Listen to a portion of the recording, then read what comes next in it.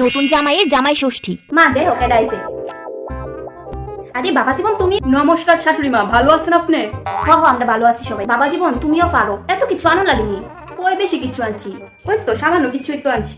মা এটা তো আমরা প্রথম জামাই ষষ্ঠী, এলাকা বাড়া একটা রেজিনিস রয়েছে।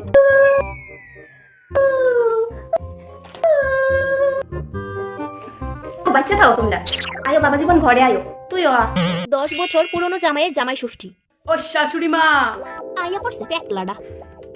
আহা গো, তুমি আবার টাকা খরচ করে টানতা গেছো কেরে।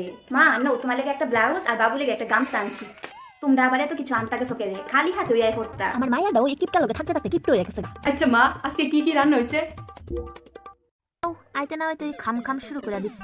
মা আজকে রান্না আছে না, এত আহামরি জমছে না। বয়স তো হইছে, এত কিছু আর একলা একলা করতে পারি না। শাশুড়ি মা আশীর্বাদ করেন যাতে পরের বছরও জামাই ষষ্ঠীতে নিমন্ত্রণ পাই।